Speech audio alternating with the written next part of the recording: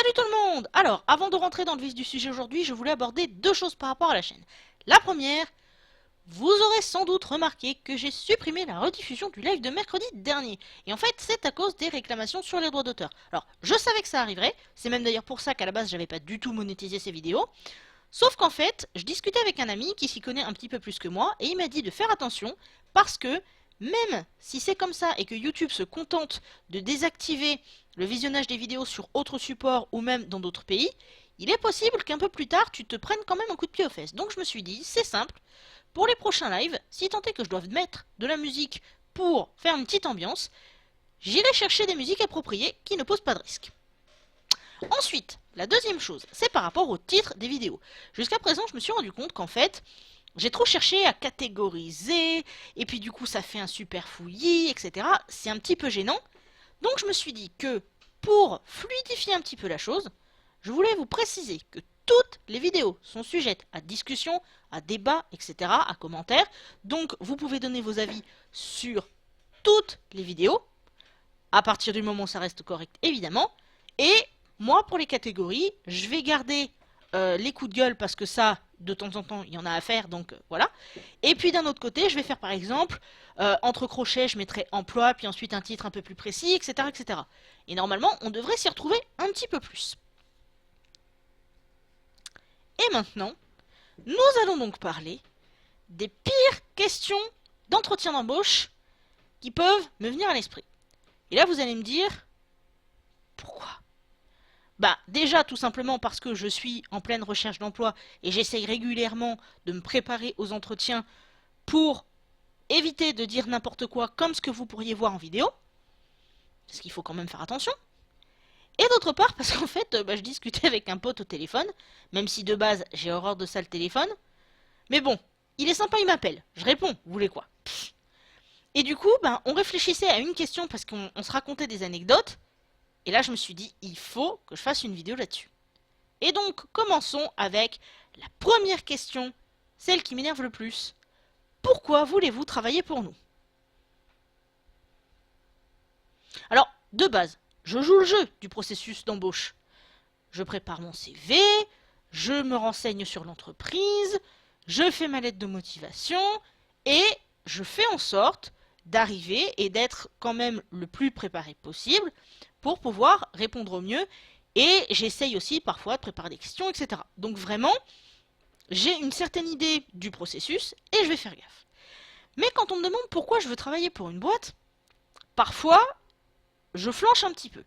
Parce qu'en gros, je me dis, bon, à partir d'un certain niveau dans une boîte, de responsabilité, d'un niveau financier, etc., je peux comprendre qu'on cherche vraiment à peaufiner le recrutement pour être sûr de prendre quelqu'un qui va être motivé, qui va être impliqué dans la boîte, etc. Maintenant, les personnes comme moi et comme vous peut-être, si vous êtes dans mon cas, quand tu es au SMIC, et que tu es au chômage, et que tu as peur de ne pas pouvoir manger ou payer ton loyer ou tes factures, tu as envie de travailler tout simplement, tu veux gagner de l'argent. Et ça sert à rien de se voiler la face en allant faire piou-piou devant un recruteur et en lui disant que oui, votre boîte est merveilleuse, etc. Ça sert à rien, mais malheureusement, c'est ce qu'on est obligé de faire. C'est-à-dire que, personnellement, je suis pas bête non plus, hein, rassurez-vous. Je vais pas m'amuser à postuler partout sous prétexte que j'ai besoin de travailler. Il y a quand même un minimum de sélection parce que j'ai pas envie de faire perdre leur temps aux employeurs. C'est quand même un petit peu normal. Il y a aussi cette forme de respect. Sauf que, à un moment donné, on se demande ce que les gens attendent parce que limite, il faut être vraiment ultra créatif sur cette partie-là et ça me perturbe beaucoup. Donc j'essaye de regarder un petit peu les valeurs de l'entreprise, etc., ce genre de choses-là, même si forcément c'est ce qui a marqué sur le site, mais on ne sait jamais véritablement tant qu'on n'est pas dans la boîte. Mais hormis ça, j'arrive toujours pas à me faire à cette question. La deuxième, c'est où est-ce que vous vous voyez dans 5 ou 10 ans? Alors là, on sait très bien qu'on n'est pas en train de vous demander si vous voyez marié avec 5 gosses et 3 chiens et tout ce qui s'ensuit. Mais en même temps, cette question-là me perturbe parce que, pareil, comme pour la question précédente, quand tu es à un certain niveau de ta carrière, j'imagine que là, c'est normal qu'on essaye de voir un petit peu ton ambition. Par contre, quand tu es quelqu'un qui est au SMIC, que tu sais pas forcément, comme moi, ce que tu as envie de faire dans 1 an, dans 6 mois, dans 10 ans, bah forcément cette question-là elle va être perturbante parce que tu peux pas ne pas répondre et en même temps, t'as beau réfléchir, t'arrives pas trop à savoir. Donc moi ce que j'ai trouvé c'est parler d'en fait de mon projet d'entreprise parce que j'aimerais un jour avoir ma propre boîte, sauf que bah du coup c'est pas encore finalisé donc je ne fais pas plus de démarches pour l'instant parce que j'estime qu'il faut vraiment que je puisse faire des choses un peu plus carrées que la vague idée que j'ai maintenant. Mais c'est encore une question où bah, j'essaye de broder sans comprendre pourquoi on les pose à des gens de mon niveau. Et puis, la dernière question, celle qui m'a souvent posé problème et qui a fait d'ailleurs que récemment j'ai dû demander sur Twitter et Facebook à mes proches de me dire leur avis, pouvez-vous nous citer 3 qualités et 3 défauts? Alors, pourquoi celle-là m'énerve un petit peu? C'est tout bête, hein, franchement. C'est parce que, bon, je sais que j'ai des qualités. Des défauts, j'en ai aussi. Et ça, c'est sûr. Le problème, c'est que quand on prend notamment les défauts, qu'est-ce que tu vas pouvoir dire à un employeur en entretien qui va pas le décourager de t'embaucher? Et le problème pour moi, il est là. C'est-à-dire que je suis quelqu'un, généralement, de très motivé, je peux m'entendre facilement avec les gens, etc. J'essaye de m'adapter au maximum aux équipes qui m'entourent. Donc, ça fait un petit peu, comme je dis souvent, caméléon social, etc.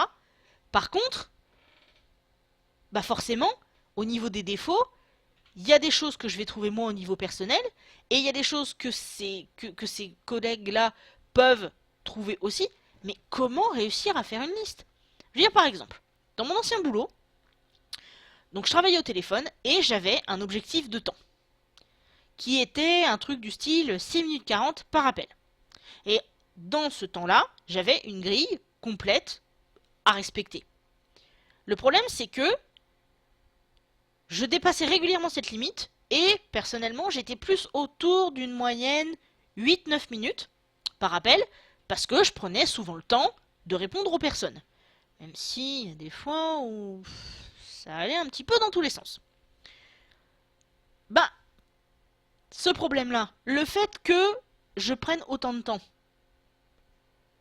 d'un côté, on peut dire que c'est une qualité parce que j'ai vraiment envie de répondre aux clients, mais d'un autre côté, on peut se dire aussi que je ne suis pas capable de respecter une consigne ou autre chose du genre.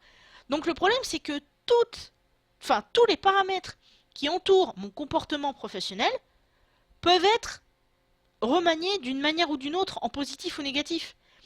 Du coup, dans ces moments-là, ben, t'essayes de dire des choses, mais c'est toujours super compliqué.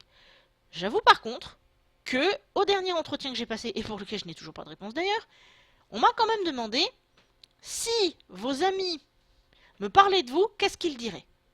Et là, j'ai trouvé que la tournure était plus intéressante. Puis de toute façon, la dame était très sympathique. Donc là, je me suis dit, ouais, tourner comme ça, je veux bien. Même si je peux pas parler à la place de mes amis non plus. Mais quand même, ça a changé un petit peu et c'était vraiment cool.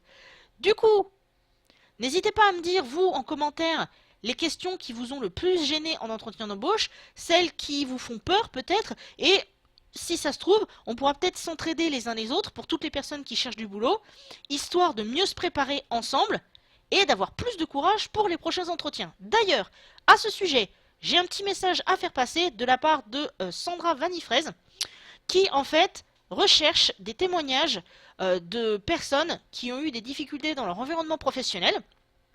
Donc, n'hésitez pas à la contacter. Donc, je pense qu'elle va venir commenter cette vidéo, donc surtout n'hésitez pas à lui envoyer des messages, etc.